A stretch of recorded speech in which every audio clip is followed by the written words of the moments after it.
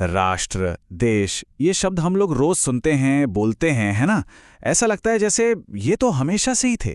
पर क्या कभी सोचा है कि ये जो आइडिया है एक राष्ट्र होने का, ये आखिर आया कहाँ से? ये कोई छोटा मोटा आइडिया नहीं था। इसके लिए तो क्रांतियां हुई, लोगों ने अपनी जानें तक दे दी। तो चलिए आज इसी की कहानी को समझते हैं, इसकी जड़ तक चलते हैं। तो हमारी कहानी की शुरुआत होती है इस तस्वीर से। अब ये देखिए, ये सिर्फ कोई पेंटिंग नहीं है। ये 1848 में एक फ्रेंच आर्टिस्ट फ्रेडरिक सूरियू का देखा हुआ एक सपना है। एक ऐसी दुनिया का सपना जो आज़ाद डेमोक्रेटिक देशों से बनी हो। अब जरा इस सपने में और गहराई से उतरते हैं। इसकी डिटेल्स देखिए कितनी कमाल की हैं। दुनिया के अलग अलग लोग सब अपने अपने झंडों और अपनी खास पोशाकों में एक लंबी लाइन में चल रहे हैं, स्टैच्यू ऑफ लिबर्टी के सामने से गुजरते हुए। और नीचे जमीन पर क्या पड़ा है? राजशाही के टूटे फूटे ताज और सिंहासन। ये एक बहुत बड़ा सिंबल है। मतलब अब राजा महाराजाओं का जमाना गया और अब राष्ट्रों के बीच भाईचारे का एक नया दौर आएगा। पर जैसा कि स्लाइड पर लिखा है, ये तो सिर्फ एक सपना था, एक खूबसूरत सपना, एक यूटोपिया। हकीकत तो इससे बिल्कुल अलग थी, कोसों दूर। तो सवाल ये है कि 19वीं सदी का यूरोप असल में दिखता कैसा था? चलिए सपने से निकलकर अब हकीकत की दुनिया में चलते हैं। तो राष्ट्रों के बनने से पहले की दुनिया वो आज जैसी बिल्कुल नहीं थी। आज जब हम यूरोप का नक्शा देखते हैं तो हमें अलग अलग देश दिखाई देते हैं, लेकिन तब ऐसा नहीं था। तब यूरोप देशों का नहीं बल्कि बड़े बड़े साम्राज्यों का एक मिला जुला, कह सकते हैं, एक पैचवर्क था। और इन साम्राज्यों पर राज कौन करता था? उस दौर में जिस सिस्टम का बोलबाला था उसे कहते थे निरंकुशवाद। इसका मतलब सीधा साधा है, एक ऐसी सरकार जिस पर कोई रोक टोक नहीं, कोई अंकुश नहीं, सारी की सारी पावर राजा के हाथ में। और ये सरकारें अक्सर सेंट्रलाइज्ड, मिलिटराइज्ड और काफी दमनकारी होती थीं। और राष्ट्रवाद का जो आइडिया था वो इसी पुरानी व्यवस्था के लिए एक बहुत बड़ी चुनौती बनकर उभरने वाला था। अब ये नक्शा देखिए, ये उस समय की हकीकत को बिल्कुल साफ कर देता है। जरा ढूंढकर देखिए, क्या इसमें आपको आज का जर्मनी, इटली या पोलैंड जैसा कोई देश नजर आ रहा है? नहीं मिलेगा, क्योंकि वो थे ही नहीं। उनकी जगह थे ये बड़े बड़े फैले हुए साम्राज्य, जैसे ऑस्ट्रिया हंगरी का हैब्सबर्ग एम्पायर या ऑटोमन एम्पायर। और इन साम्राज्यों की सीमाओं के अंदर तरह तरह की भाषा बोलने वाले, अलग अलग कल्चर वाले लोग एक साथ रहते थे। हैब्सबर्ग साम्राज्य तो इसका एक परफेक्ट एग्जाम्पल है। जरा सोचकर देखिए, एक ही साम्राज्य है लेकिन उसके अंदर क्या क्या है। बोहेमिया में जर्मन बोलने वाले अमीर लोग, लुम्बार्डी जैसे इलाकों में इटालियन बोलने वाले लोग, हंगरी में मग्यार भाषा बोलने वाले और गैलिशिया में पोलिश भाषा बोलने वाले अमीर लोग। और फिर किसान तो थे ही, बोहेमियन, स्लोवाक, क्रोएट्स, रोमानियन, मतलब अनगिनत अलग अलग ग्रुप्स। इनकी भाषा अलग, कल्चर अलग, कोई कॉमन आइडेंटिटी, कोई साझा पहचान थी ही नहीं। बस एक चीज थी जो इन सबको जोड़ती थी, और वो थी। तो फिर सवाल उठता है कि इतने बिखरे हुए लोगों में एक राष्ट्र का आइडिया पनपा कैसे? ये इतना बड़ा बदलाव आया कहां से? देखिए, इस पूरी कहानी की शुरुआत एक जगह से हुई, फ्रांस से। और जो चिंगारी थी वो थी फ्रेंच रेवोल्यूशन। एक ऐसी चिंगारी जिसने देखते ही देखते पूरे यूरोप में आग लगा दी। 1789 में जो हुआ वो पहले कभी नहीं हुआ था। पहली बार सत्ता एक राजा के हाथ से छीनकर देश के नागरिकों के हाथ में आ गई। रेवोल्यूशन ने यह साफ साफ ऐलान कर दिया कि अब फ्रांस को कोई राजा नहीं बल्कि फ्रांस के लोग यानी उसके नागरिक मिलकर बनाएंगे। अब वही अपनी किस्मत का फैसला खुद करेंगे। लेकिन सिर्फ कह देने से तो राष्ट्र बनता नहीं है। लोगों के एक बड़े ग्रुप में एक कॉमन पहचान, एक हम वाली फीलिंग पैदा करना कोई आसान काम नहीं था। तो क्रांतिकारियों ने बाकायदा एक प्लान बनाया।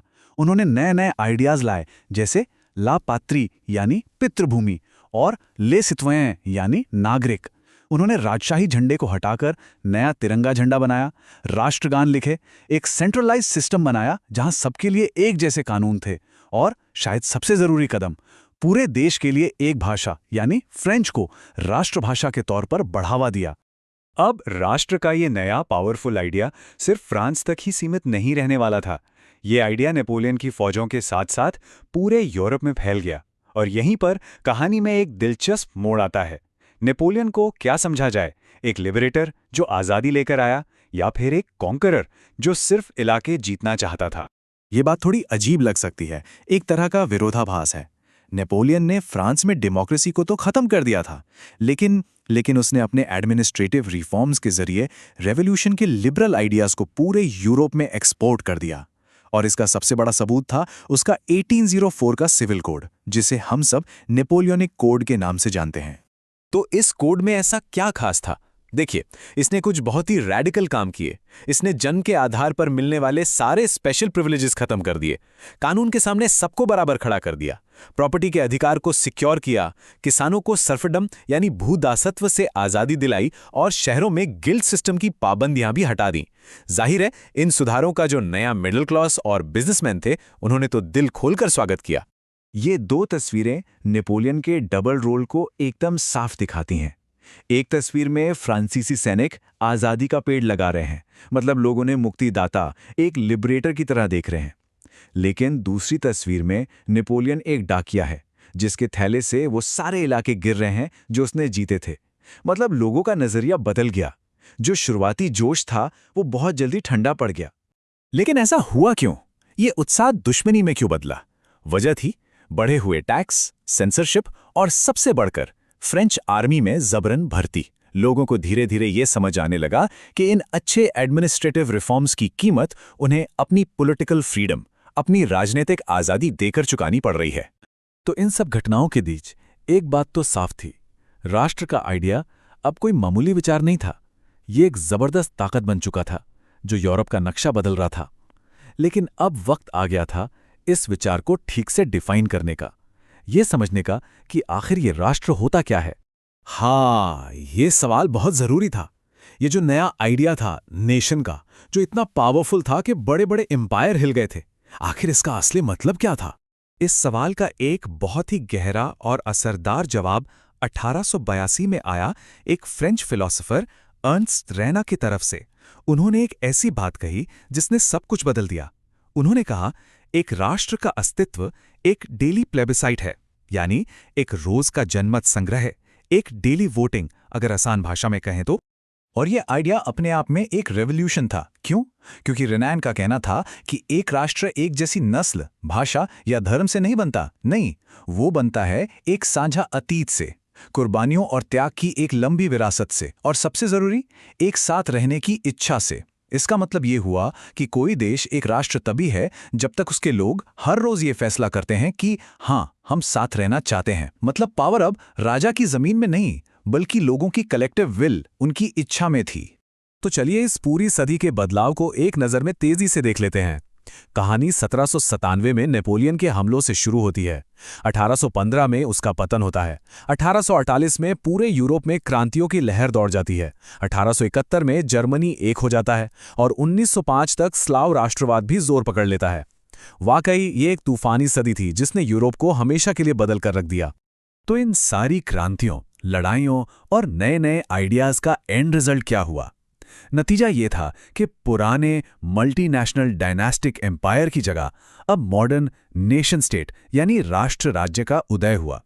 अब यूरोप का नक्शा राजाओं और उनके खानदानों से नहीं, बल्कि लोगों और उनकी साझा पहचान से बनने लगा था। और अर्नेस्ट रेनान की यही बात हमें आज एक बहुत बड़े सवाल के सामने लाकर खड़ा कर देती है। अगर किसी राष्ट्र का अस्तित्व वाकई एक डेली वोट है, एक रोज का चुनाव है, तो आज के जमाने में लोगों को हर दिन हाँ में वोट देते रहने के लिए किन चीजों की जरूरत होती है? आखिर वो कौन सा गोंद है, वो कौन सी डोर है जो आज एक राष्ट्र को एक साथ जोड़कर रखती है?